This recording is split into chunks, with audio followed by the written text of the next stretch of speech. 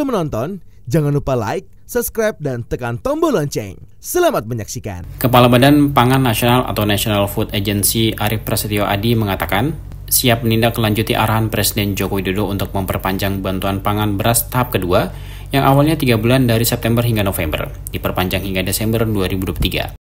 Eskalasi periode bantuan ini dilakukan pemerintah agar semakin dapat membantu masyarakat yang membutuhkan untuk mengantisipasi dampak El Nino terhadap sektor pangan dan mengendalikan inflasi. Arief mengatakan, sesuai arahan Presiden Joko Widodo agar bantuan pangan beras tahap kedua terus dilanjutkan sampai Desember. Badan Pangan Nasional secara sigap akan mempersiapkannya. Perpanjangan waktu salur bantuan ini diperlukan untuk terus menjaga stabilitas harga beras. Terlebih, El Nino sejak September sampai sekarang impact-nya bisa 2 bulan kemudian dan dirasakan oleh masyarakat, terutama masyarakat berpendapatan rendah. Kemudian terhadap rencana melanjutkan bantuan pangan beras sampai Maret di tahun depan, Badan Pangan Nasional juga akan persiapkan bersama kementerian dan lembaga terkait, serta Perum Bulog. Persiapan yang mendetail terutama dalam hal memastikan ketersediaan pasokan harus menjadi fokus. Secara garis besar, jumlah stok yang dibutuhkan Bulog dalam melakukan stabilisasi dan membantu masyarakat yang membutuhkan dalam perpanjangan bantuan pangan beras pada Desember ini sekitar 200.000 ton. Lalu stok untuk Januari sampai Maret 2024 berkisar lebih dari 600.000 ton. Bantuan ini diperuntukkan kepada 20,662 juta keluarga penerima manfaat setiap bulannya.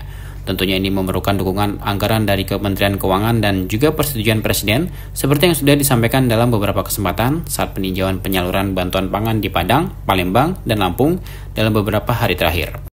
Adapun total penerima bantuan pangan beras telah dilakukan pengakurasian data KPM oleh Kementerian Sosial sehingga total jumlah penerima menjadi 20,662 juta. Apabila ada KPM tidak sesuai dengan data, maka dapat dilakukan penggantian oleh pemerintah desa atau kelurahan.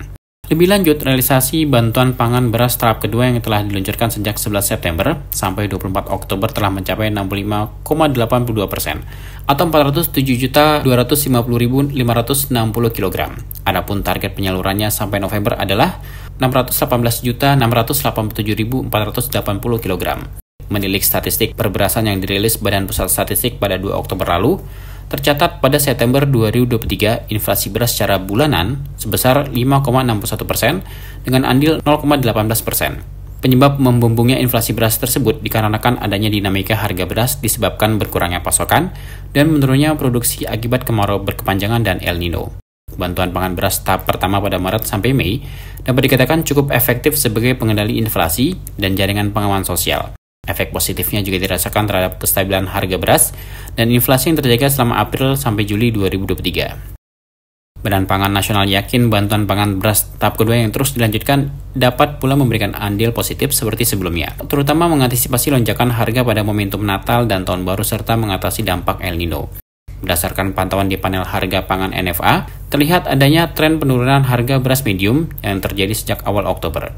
Pada 1 Oktober tercatat harga rata-rata semua provinsi untuk beras medium berada di angka Rp13.220 per kilogram. Kemudian mengalami penurunan 20 poin pada 26 Oktober yang tercatat di angka Rp13.200 per kilogram. Tim Eljan Media melaporkan.